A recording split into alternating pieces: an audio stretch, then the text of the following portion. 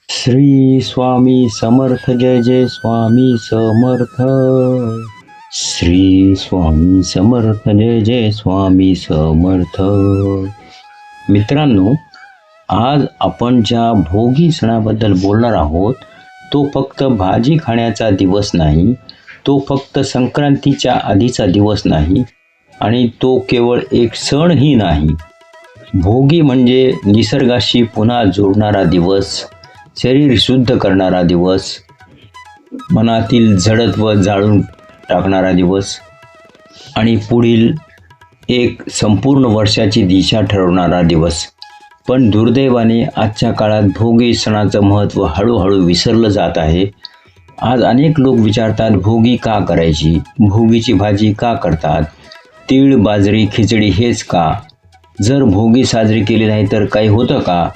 मित्रांनो, या सगळ्या प्रश्नांची उत्तरं आपल्याला धर्मात, आयुर्वेदात, निसर्गशास्त्रात आणि मानवी अनुभवात मिळतात.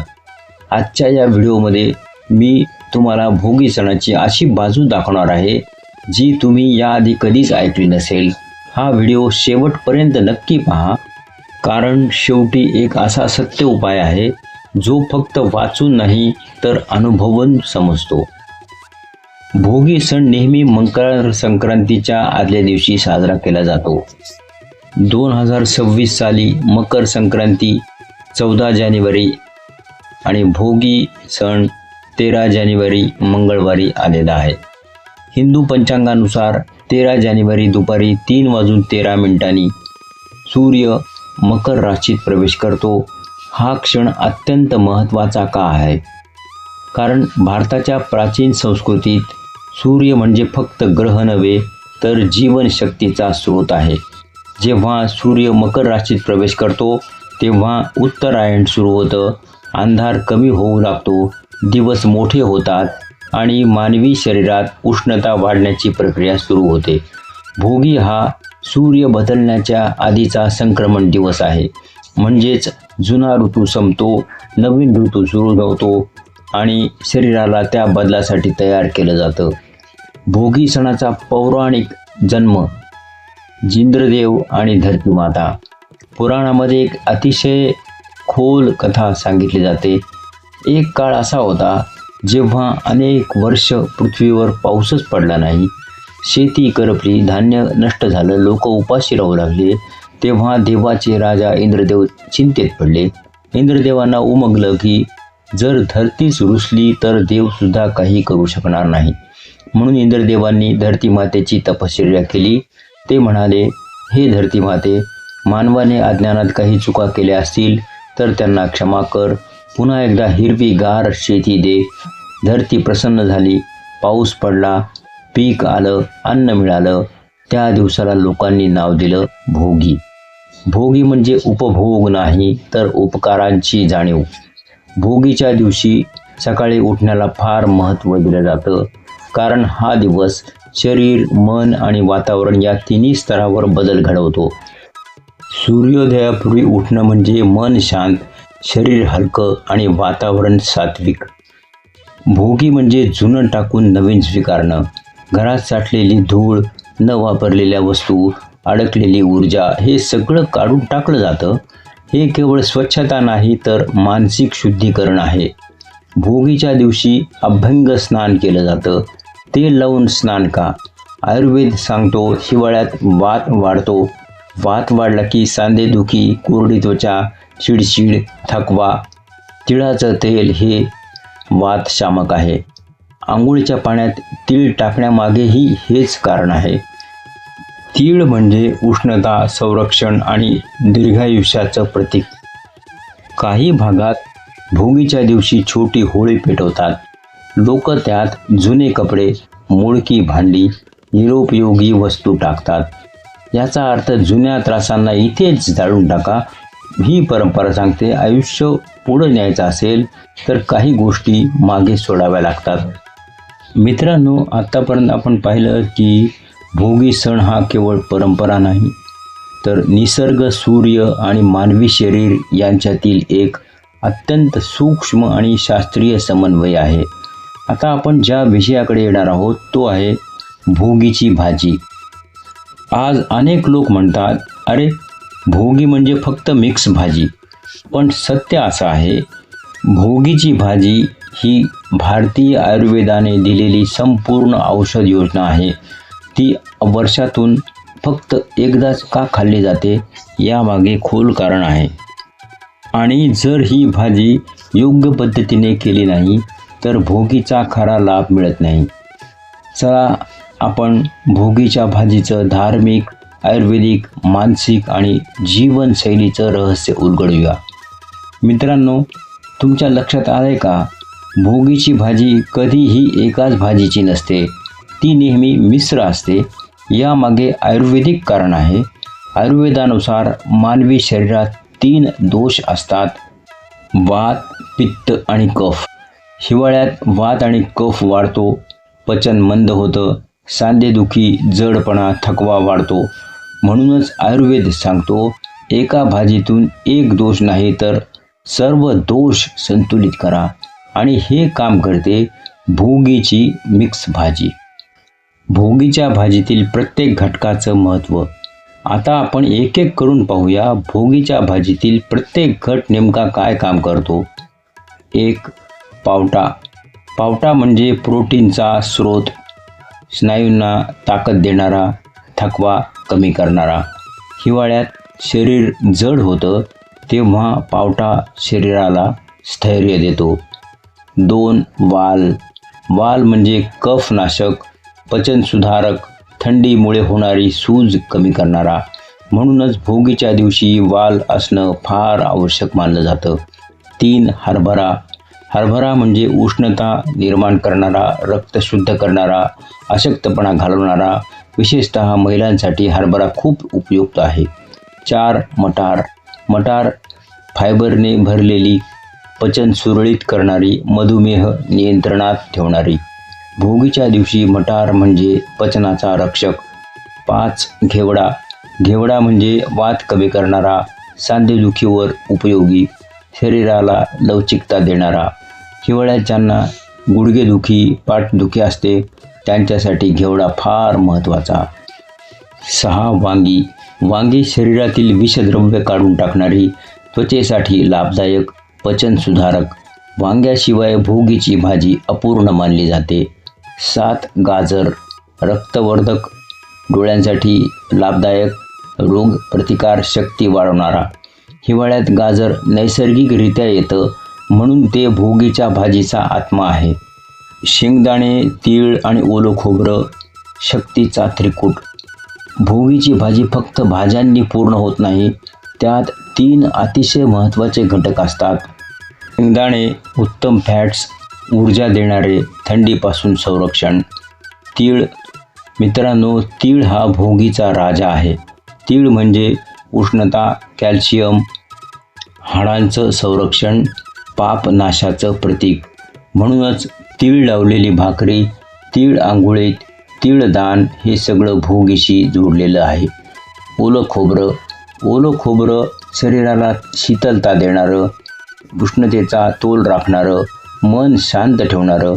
म्हणजे तीळ उष्णता देतो, खोबरं संतुलन राखतो. हा आहे आयुर्वेदिक बॅलन्स. बाजरीची भाकरीच का? मित्रांनो, आता प्रश्न पडतो, भोगीच्या दिवशी ज्वारी नाही, भात नाही, तर बाजरीच का? कारण बाजरी सर्वात जास्त उष्ण धान्य, लोहाने भरलेली, फायबर जास्त, दीर्घकाळ पोट भरलेलं ठेवणारी. हिवाळ्यात बाजरी शरीराला आतून गरम ठेवते, थंडीचा परिणाम कमी करते, रक्ताभिसरण सुधारते. म्हणूनच म्हणतात, भोगीला बाजरीची भाकरी नसेल तर भोगी अपूर्ण. भोगीच्या थाळीत खिचडी असण्यामागेही कारण आहे. खिचडी हलकी, पचायला सोपी, शरीराला विश्रांती देणारी. हिवाळ्यात जड भाजी खाल्ल्यावर पचन बिघडू नये म्हणून खिचडी संतुलन ठेवते. जो न खाई भोगी तो सदा रोगी, ही खरी व्याख्या. लोक याचा अर्थ चुकीचा घेतात. त्याचा अर्थ असा नाही की भोगी न खाल्ल्याने माणूस आजारी पडतो. खरा अर्थ असा आहे, जो निसर्गानुसार खात नाही, जो ऋतूनुसार अन्न घेत नाही, तो शरीराच्या गरजा ओळखत नाही. तो दीर्घकाळ निरोगी राहू शकत नाही. भोगी म्हणजे ऋतुचर्या पाळण्याचा दिवस. भोगी आणि स्त्रियांचं विशेष स्थान. मित्रांनो, भोगीच्या दिवशी घरातील महिलांना विशेष मान दिला जातो, कारण अन्न तयार करणारी, कुटुंब पोसणारी, संस्कृती जपणारी ही स्त्रीच असते. म्हणून सवाष्णींना आमंत्रण, दान, दक्षिणा, ओटी भरणे या प्रथा आहेत. यामागचा अर्थ घरातील स्त्री आनंदी तर घरात समृद्धी. भारतभर वेगवेगळ्या नावांनी हा सण साजरा होतो, पण लक्षात घ्या, प्रत्येक ठिकाणी अन्न ऋतूनुसार असतं.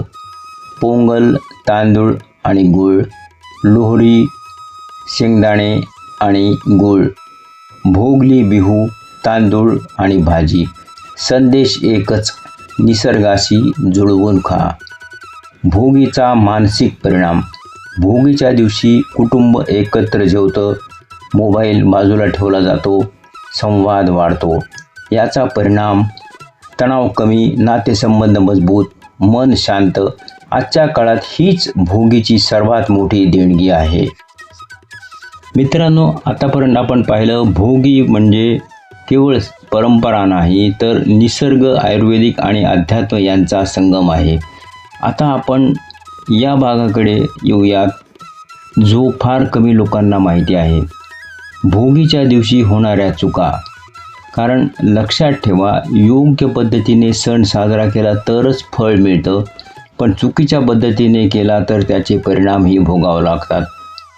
चूक नंबर 1, भोगीच्या दिवशी उपवास करणं. अनेक लोक चुकून भोगीच्या दिवशी उपवास करतात. मित्रांनो, भोगी हा उपवासाचा दिवस नाही, तर उपभोगाचा, संतुलित उपभोगाचा दिवस आहे. आयुर्वेद सांगतो, हिवाळ्यात शरीराला उष्णताची गरज असते. जर त्या दिवशी अन्न टाळलं तर अशक्तपणा वाढतो, चक्कर येते, वातदोष बळावतो.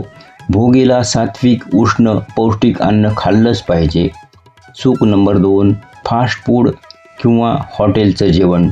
आजच्या काळात अनेक घरांमध्ये भोगीच्या दिवशी भाजी घरी न करता बाहेरून मागवली जाते. पण मित्रांनो, भोगीचा खरा अर्थच निघून जातो.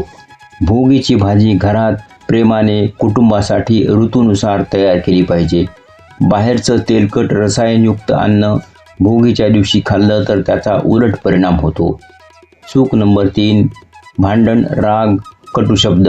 भोगी म्हणजे गोडवा निर्माण करणारा दिवस. जर या दिवशी भांडण झालं, राग व्यक्त केला, कटुशब्द बोलले, तर असं मानलं जातं की पुढील वर्षभर नात्यांमध्ये कटुता राहते. म्हणूनच पूर्वजांनी सांगितलेलं आहे, भोगीच्या दिवशी शब्द जपून वापरा. चूक नंबर 4, घर अस्वच्छ ठेवणं. भोगी म्हणजे जुनं टाकून नवीन स्वीकारणं. जर या दिवशी घर अस्ताव्यस्त, कचरा साठलेला, नकारात्मक वातावरण असंच ठेवलं तर समृद्धी प्रवेश करत नाही. घर स्वच्छ करणं म्हणजे लक्ष्मीचं स्वागत आहे. चूक नंबर 5, ज्येष्ठांचा अपमान आणि दुर्लक्ष. भोगी हा कुटुंबाचा सण आहे.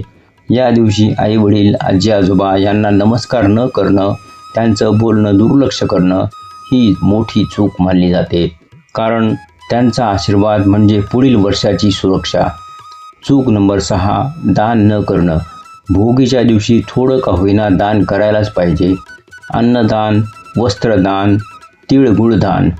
दान म्हणजे अहंकाराचा त्याग आणि पुण्याची कमाई. चूक नंबर 7, फक्त खाण्यावर लक्ष, भावनेवर नाही. अनेक लोक म्हणतात, आज भोगी आहे, छान जेवूया. पण भोगी म्हणजे फक्त खाणं नाही. भावना, कृतज्ञता आणि एकत्रपणा हे सगळं महत्त्वाचं आहे. भोगीच्या दिवशी करायचा अत्यंत शक्तिशाली उपाय. हा उपाय म्हणजे अंधश्रद्धा नाही, खर्चिक नाही, अवघड नाही, पण खूप प्रभावी आहे. उपाय कधी करायचा? भोगीच्या दिवशी सकाळी अभ्यंग स्नानानंतर किंवा संध्याकाळी सूर्यास्ताच्या वेळी. काय लागेल? 1 चमचा तीळ, 1 छोटा गुळाचा तुकडा आणि 1 शांत क्षण. कसा करायचा? हातात तीळ आणि गूळ घ्या, डोळे बंद करा, मनात तुमच्या आयुष्यातील सर्वात कटू अनुभव आठवा आणि मनापासून म्हणा, हे परमेश्वरा, माझ्या आयुष्यातील कटुता या तीळ गुळासारखी वितळून जाऊ दे. माझ्या शब्दात, नात्यात आणि विचारात गोडवा नांदो. नंतर तीळ गुळ खा. हा उपाय केल्याने मन हलकं होतं, नकारात्मकता कमी होते आणि पुढील वर्षासाठी मानसिक तयारी होते. वेगवेगळ्या लोकांसाठी भोगीचे खास नियम. महिलांसाठी ओटी भरणं, सवाष्णींना जेवण, केसांना तेल लावणं, सौभाग्य वाढतं. पुरुषांसाठी घर स्वच्छतेत सहभाग, ज्येष्ठांना नमस्कार आणि राग टाळणं, कार्यात यश. विद्यार्थ्यांसाठी सकाळी लवकर उठणं, मोबाईल कमी, आईवडिलांचा आशीर्वाद, बुद्धी स्थिर होते. वृद्धांसाठी उबदार अन्न, प्रेमळ संवाद, आरोग्य सुधारतं. भोगीचा खरा संदेश. मित्रांनो, भोगी सण आपल्याला एकच गोष्ट शिकवतो: निसर्गाशी लढू नका, जुळवा. शरीराला दुर्लक्ष करू नका, समजून घ्या. नात्यांना वेळ द्या, नाहीतर वेळ नाती तोडतो. भोगी म्हणजे थोडं थांबणं, मागे पाहणं आणि पुढे जाण्याची तयारी. मित्रांनो, आज तुमच्या घरात भोगीची भाजी शिजत असताना एक क्षण थांबा. त्या वासात तुम्हाला तुमच्या आजीची आठवण येईल, आईच्या हातची चव आठवेल आणि बालपण डोळ्यांसमोर येईल. हीच तर भोगी आहे. जर ही संस्कृती हरवली तर फक्त सण नाही, तर आपली ओळख हरवेल. जर हा व्हिडिओ तुमच्या मनाला भिडला असेल तर एक लाईक नक्की करा. तुमच्या घरात भोगी कशी साजरी होते कमेंटमध्ये लिहा आणि अशाच खऱ्या खोल भक्तिभावाने भरलेल्या व्हिडिओसाठी भक्ती सुगंध चॅनलला सबस्क्राईब करा. श्री स्वामी समर्थ. जय जय स्वामी समर्थ.